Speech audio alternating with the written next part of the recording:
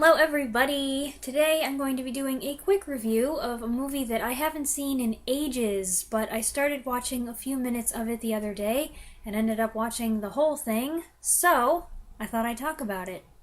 The movie is 1942's Whodunit, starring Bud Abbott and Lou Costello as Chick and Marvin, two soda jerks who want to have a radio show playing detectives Muck and Meyer. When the executive of the radio station dies mid-broadcast under suspicious circumstances, Chick and Marvin see it as their chance for a big break, and they assume their detective roles in an attempt to solve the murder.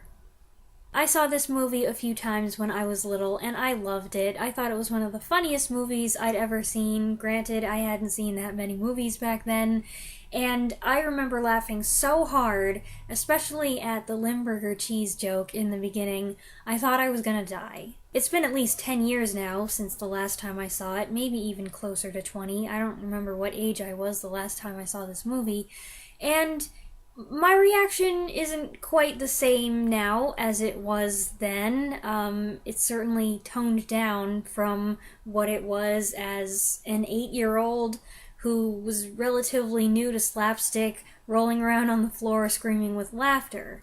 But it's still funny. It's a movie that doesn't care too much about its own plot. The murder mystery frequently takes a backseat to Abbott and Costello's comedy routines.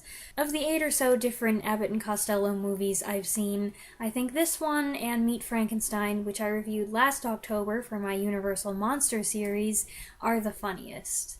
There are some priceless sketches, including the bubbler gag, the acrobat routine, and the entire phone booth scene, with the impromptu duet with the opera singer and the frustratingly obnoxious telephone operator. There's also the Watts Volts dialogue, which was funny, but seemed an awful lot like the Who's On First sketch, and then suddenly Costello yells, "Next thing you know, you'll be telling me that Watts are on second base!" And that just made the whole thing. That's the first of 2 references to that sketch. The other comes when Costello wins a radio and turns it on to hear himself and Abbott doing Who's On First, and simultaneously they're both like, "Aw, no, not these guys." There are many great lines in this one that I especially remember my sister and I quoting a lot. I'd love to show you clips of everything, but Universal will slap a copyright claim on this video so fast. The movie's got a fun supporting cast, including Patrick Knowles, who, okay, he isn't really very funny, but he plays the dependable nice guy who decides not to blow Chick and Marvin's cover. Abbott is the straight man in the comedy duo, but Patrick Knowles is like the additional straight man. I love this adorable moment when he almost cracks. There's also Mary Wicks, who was a delight in every film she's in, and William Bendix, who plays the more bumbly of the 2 real detectives. This movie is a product of its time. It's 1942, America had recently entered the war, so there is a vague wartime connection. There are also a couple jokes about women in the workplace and women in positions of power that would probably put some 21st century noses out of joint, and Noel's character turns down a writing job because he does not want his career handed to him by a woman. And the entire thing takes place at a radio broadcasting station, something which unfortunately seems to be going the way of the dodo.